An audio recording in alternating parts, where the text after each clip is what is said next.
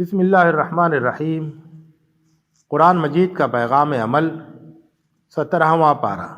جو لوگ ظلم میں بہت آگے نکل جاتے ہیں وہ کسی نصیحت سے اثر نہیں لیتے، وہ اس سے بھی نہیں ڈرتے کہ حساب کی گھڑی قریب آ چکی ہے، وہ پچھلی قوموں کی عبرتناک تاریخ سے بھی سبق نہیں لیتے، وہ یہ بھی نہیں سوچتے کہ اتنی بڑی کائنات اس لیے نہیں بنائی گئی ہے کہ یہاں سدا ظلم کی چکی چلتی رہے۔ جتنی جلد ہو سکے باطل کی صف سے نکل کر حق کی صف میں آ جاؤ۔ باطل پر تو حق کی ایسی ضرب لگے گی کہ وہ چکنا چور ہو جائے گا اور اس کا نام و نشان مٹ جائے گا۔ باطل پرستوں کو اپنے کرتوتوں کا انجام ضرور بھگتنا ہوگا۔ فرشتوں کی بندگی کا حال دیکھو، وہ نہ تکبر کرتے ہیں، نہ اللہ کی عبادت سے سرتابی کرتے ہیں اور نہ عبادت سے تھکتے ہیں، رات دن اس کی تسبیح کرتے ہیں اور دم نہیں لیتے۔ اللہ کے حضور بڑھ بڑھ کر بولتے نہیں، بس اس کے حکم پر عمل کرتے ہیں۔ وہ کسی کی سفارش نہیں کرتے، بس اسی کے حق میں دعا کرتے ہیں جو اللہ کا فرما بردار ہوتا ہے، اور وہ خود ہر وقت اللہ کے خوف سے ڈرتے رہتے ہیں۔ یاد رکھو، ہر جاندار کو موت کا مزہ چکھنا ہے۔ یہاں جس کے جیسے بھی حالات ہیں، اچھے ہوں یا برے، سب کی آزمائش ہو رہی ہے، سب کو اللہ کی طرف پلٹ کر جانا ہے۔ حالات سے زیادہ انجام کی فکر کرو۔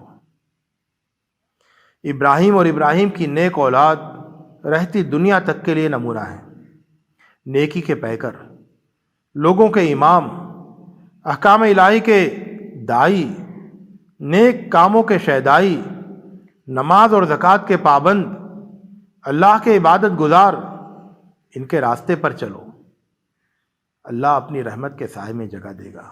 داؤد اور سلیمان کی زندگی شکر گزاری کا بہترین نمونہ ہے۔ اللہ نے بے شمار اور زبردست قسم کی نعمتیں دیں، کائنات کی بڑی بڑی طاقتوں کو ان کے لیے مسخر کر دیا۔ تعریف کی بات یہ ہے کہ نعمتوں نے ان کی شکر گزاری میں اضافہ کیا۔ لوگ تو تھوڑی سی خوشحالی پا کر اللہ کو بھول جاتے ہیں۔ ایوب سے بندگی کا سبق سیکھو، بہت تکلیف میں رہے مگر صرف اللہ کے ہو کر رہے اور اسی کی رحمت سے امید لگائے رہے۔ اسماعیل، ادریس اور ذوالکفل سے صبر و استقامت سیکھو، ان سب نے نیکی کا راستہ اختیار کیا اور اللہ کی رحمت میں داخلہ پایا۔ یونس کو احساس ہوا کہ ان سے غلطی سرزد ہو گئی تو انہوں نے مچھلی کے پیٹ کے اندھیروں سے اللہ کو پکارا اور سچے دل سے اللہ کی طرف رجوع کیا۔ اللہ نے ان کی دعا سن لی اور انہیں نجات دی۔ جو دنیا اور آخرت کی تکلیفوں سے نجات پانا چاہتا ہو وہ سچے دل سے اپنے گناہوں کی معافی مانگے اور اللہ کا مومن بندہ بن جائے۔ زکریا کی دعا اور اللہ کی شان قبولیت پر غور کرو۔ حقیقت یہ ہے کہ جو لوگ نیکی کے کاموں میں پیش رہتے ہیں، اللہ کو امید اور خوف کے ساتھ پکارتے ہیں اور ان کے دل اللہ کے آگے جھکے رہتے ہیں، اللہ ان کی دعا اس طرح قبول کرتا ہے کہ وہ سوچ بھی نہیں سکتے تھے۔ نبیوں کو اپنا رہنما بناؤ، اللہ کو اپنا رب مانو اور بس اسی کی بندگی کرو۔ دین کو ٹکڑے ٹکڑے مت کرو اور آخرت سے ڈرو۔ اپنے ایمان کی حفاظت کرو اور نیکیوں کا اہتمام کرو۔ اطمینان رکھو، تمہارا کوئی کام ضائع نہیں جائے گا اور کسی اچھے کام کی ناقدری نہیں ہوگی۔ نیکوکار اور عبادت گزار بنو۔ اللہ کا فیصلہ ہے کہ زمین کے وارث اللہ کے نیک بندے ہی ہوں گے۔ رسول کی قدر کرو، اللہ نے رسول کو انسانوں کے لیے رحمت بنا کر بھیجا ہے، تم بھی انسانوں کے لیے رحمت بن جاؤ۔ اللہ کی ناراضگی سے بچو۔ کچھ لوگ گردن ٹیڑھی کر کے اللہ کے بارے میں بحث کرتے ہیں، ان کے پاس علم ہوتا ہے نہ ہدایت اور نہ روشن کتاب، وہ اللہ کے راستے سے بھٹکانا چاہتے ہیں۔ کچھ دوسرے لوگ ہیں جو کنارے پر رہ کر اللہ کی بندگی کرتے ہیں، اگر فائدہ ہوا تو بندگی پر قائم رہتے ہیں اور کوئی آزمائش آئی تو الٹے پاؤں پلٹ جاتے ہیں۔ تمہارے پاس علم بھی ہے، ہدایت بھی ہے اور روشن کتاب بھی ہے۔ سچے دل سے ایمان لاؤ اور اللہ کو خوش کرنے والے کام کرو۔ خانہ کعبہ کی تعمیر کا بلند مقصد اور اس کی شرک سے پاک تاریخ ہمیشہ سامنے رکھو۔ اللہ نے جن چیزوں کی حرمت سے آگاہ کر دیا ہے ان کی حرمت کا احترام کرو۔ بتوں کی گندگی سے دور رہو، جھوٹی باتوں سے پرہیز کرو، یکسو ہو کر اللہ کی بندگی کرو، شرک سے اجتناب کرو، اللہ کے بتائے ہوئے عبادت کے طریقوں کا احترام کرو، اللہ کی ناراضگی سے بچنے کی فکر کرو۔ اللہ نے جو چوپائے تمہیں بخشے ہیں انہیں ذبح کرتے وقت اللہ کا نام لو۔ تمہارا معبود ایک اللہ ہے، تم اس کے فرما بردار بنو، اس کے حضور عاجزی سے رہو۔ کبھی تم سے نافرمانی ہو اور تمہیں اللہ کی یاد دلائی جائے تو تمہارے دل کانپ اٹھیں۔ مصیبت آئے تو صبر کا پہاڑ بن جاؤ۔ نماز قائم کرو اور اللہ کی دی ہوئی روزی میں سے اس کے راستے میں خرچ کرو۔ قربانی کے اونٹوں کو اللہ نے اپنے شاعر میں قرار دیا ہے۔ ان اونٹوں میں تمہارے لیے بڑے فائدے ہیں۔ اللہ کا نام لے کر انہیں قربان کرو، خود بھی کھاؤ اور غریبوں کو بھی کھلاؤ اور اللہ کا شکر ادا کرو۔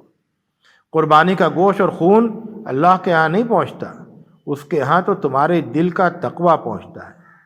لہذا تقویٰ سے اپنی زندگیوں کو مزین کرو۔ اللہ نے یہ جانور تمہارے لیے پیدا کیے، اس نے تم کو ہدایت کی نعمت بھی عطا کی ہے۔ تم زیادہ سے زیادہ اس کی بڑائی بیان کرو، زندگی کو اچھے سے اچھے کاموں سے آراستہ کرو۔ جن لوگوں پر ظلم کیا گیا اور انہیں ناحق گھروں سے نکال دیا گیا صرف اس جرم میں کہ وہ کہتے ہیں کہ ہمارا رب اللہ ہے، ان لوگوں پر سے اب جنگ نہ کرنے کی پابندی اٹھا لی گئی۔ اب وہ ظالموں سے جنگ کر سکتے ہیں، وہ ظالموں سے جنگ کریں گے تو اللہ کی مدد ان کے ساتھ ہوگی۔ اللہ زمین میں اقتدار عطا کرے تو نماز قائم کرو، زکوٰۃ ادا کرو، اچھائی کا حکم دو اور برائی سے روکو اور اپنے انجام کو بہتر بنانے کی فکر کرو۔ زمین میں چل پھر کر پچھلی قوموں کا انجام دیکھو، اس سے تمہارے دلوں کو روشنی ملے گی، تمہارے کانوں کو سماعت حاصل ہوگی۔ کتنی بدنصیبی کی بات ہے کہ آنکھیں تو دیکھتی ہوں اور دل نابینا ہو۔